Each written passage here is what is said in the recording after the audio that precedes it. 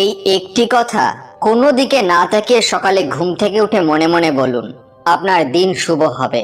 পাবেন ভগবানের আশীর্বাদ, কাটবে সকল বাধা, বাড়বে ধন সম্পত্তি। আমরা প্রত্যেকে আমাদের গোটা দিনটা ভালো মেজাজে কাটাতে চাই।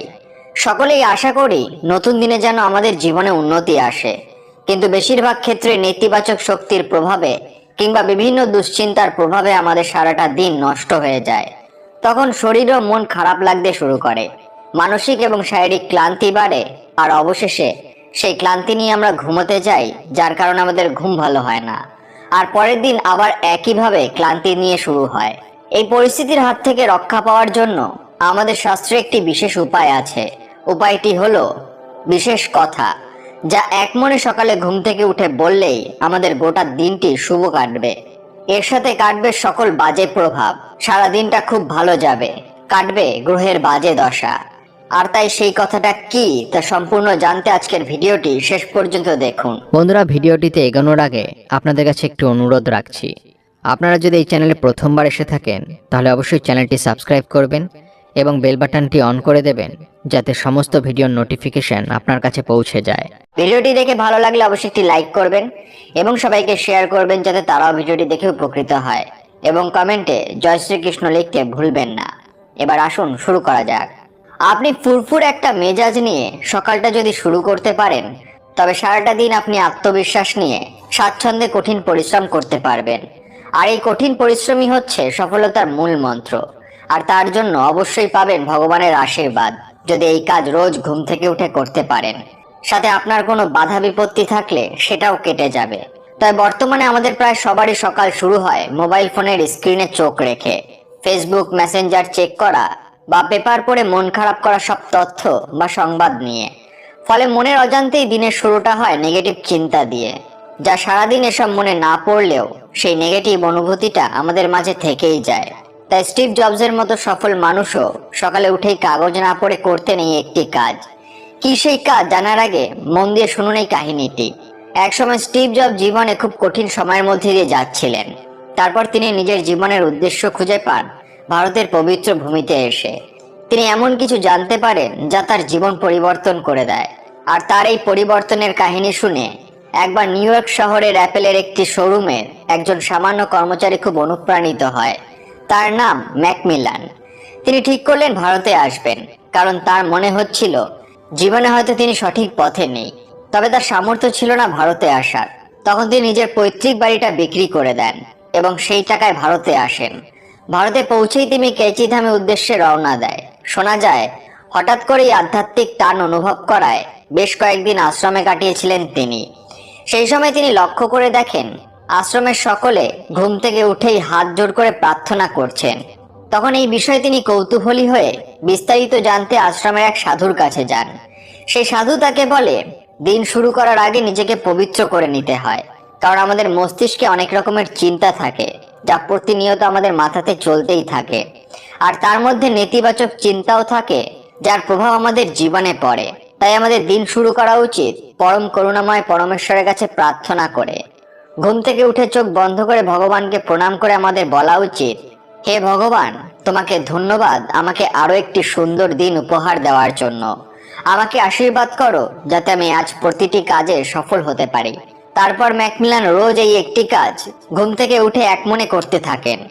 আর ধীরে ধীরে তিনি পৌঁছে যান সফলতার চূড়ায়। আজ তিনি 3টি শপিং মলের মালিক। আজ তার জীবনে অর্থের কোনো অভাব নেই। তিনি আজও ভোরবেলা ঘুম থেকে উঠে এই কাজ নিয়মিত করে চলেছে।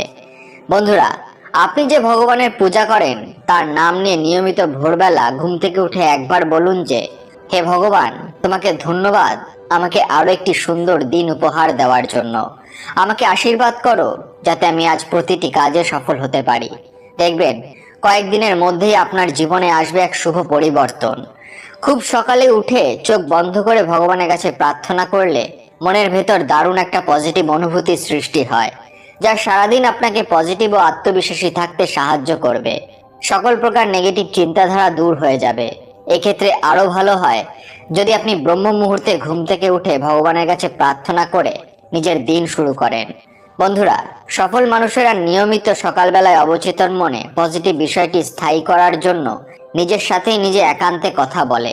আপনিও এই কাজটি করতে পারেন। আপনার নিজের কোনো প্রার্থনা থাকলে ভগবানের নাম নিয়ে সেই প্রার্থনা ভগবানকে জানিয়ে নিজের দিন শুরু করতে পারেন। কাজের মাঝে সময় বের করুন। নিজের জন্য নিজেকে জিজ্ঞাসা করুন যে আপনি কেমন স্থানে নিজেকে দেখতে চান এবং সেটা কেন চান। আর সেই সঙ্গে নিজেকে প্রশ্ন করুন যে ওই স্থানে পৌঁছাতে আপনি কি কি পদক্ষেপ নিতে পারেন আর তার জন্য আপনি কতটা পরিশ্রম করতে পারেন। তারপর নিজের সেই লক্ষ্যের কথা সকালে ঘুম থেকে উঠে একমনে ভগবানকে জানান। একটি কাজ করলে ভগবানের আশীর্বাদ বদলে দেবে আপনার সমস্ত ধারণা, কর্মক্ষমতা ও সিদ্ধান্ত নেবার পদ্ধতি। আপনি যে লক্ষ্য পূরণ করতে চাইছেন সেটার জন্য প্রতিদিন যদি ভগবানের কাছে প্রার্থনা করতে পারেন, তবে কিছুদিনের মধ্যেই সেটা আপনার অবচেতন মনে বাস্তবে রূপান্তরিত হতে শুরু করবে আর ভগবানের আশীর্বাদে বদলে যাবে আপনার সম্পূর্ণ জীবন। ধন সম্পত্তি, পেশায় উন্নতি, আপনি যা চান পেতে পারেন যদি এই একটি কাজ নিয়মিত করেন। এবার চলুন কিছু অনুপ্রেরণামূলক উক্তি শুনে নেওয়া যাক। ভালো স্বভাব আর ভালো চিন্তা ভাবনার মানুষ সবসময় মনে থাকে, মনেও, কথাতেও আর প্রার্থনাতেও। এমনিতে তো দুনিয়াতে সবাই মরার জন্যই আসে, কিন্তু আসল মৃত্যুটা তো হলো তখন যখন পুরো দুনিয়া আফসোস করে। বন্ধন সম্পর্কের নয়, অনুভূতির হয়। অনুভূতি শেষ হলে সম্পর্কও শেষ। কতটা মুশকিল হয় তাই না, একটা মৃত মনকে সারা জীবন ধরে জীবন্ত শরীরে খোঁজা। দূরে থাকা প্রত্যেকেই দূরে নেই, আর আশেপাশে থাকা প্রত্যেকটা ব্যক্তিই পাশে নেই। একবার ভরসা ভেঙে যাওয়ার পর সম্পর্ক তো থাকে, কিন্তু আগের মতো আর হয়ে যায় না। হ্যাঁ, জানি যে প্রত্যেকটা মানুষ ধোঁকা দেয় না, কিন্তু এখন আমি ভরসা করি না। জীবনে এগিয়ে যাওয়ার জন্য সামনে একটি লক্ষ্য স্থির করো, তারপর এগিয়ে যাও। কখনো না বলো না, কখনো বলো না আমি করতে পারবো না। তুমি অনন্ত, সব শক্তি তোমার ভিতরে আছে, তুমি সবকিছুই করতে পারো। স্বপ্ন সেটা নয় যেটা মানুষ ঘুমিয়ে ঘুমিয়ে দেখে, স্বপ্ন সেটাই যেটা পূরণের প্রত্যাশা মানুষকে ঘুমাতে দেয় না। তুমি যদি হাল ছেড়ে না দাও তবে এখনো তোমার সুযোগ আছে। হাল ছেড়ে দেওয়াটাই হলো সবচেয়ে বড় ব্যর্থতা।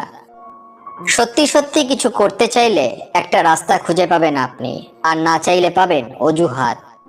হ্যাঁ, জানি যে প্রত্যেকটা মানুষ ধোঁকা দেয় না, কিন্তু এখন আমি আর ভরসা করি না।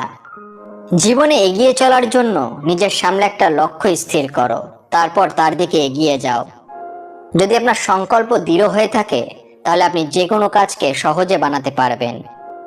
সফল মানুষ কেবল প্রতিভাধর হয় না, তারা কঠোর পরিশ্রমও করে।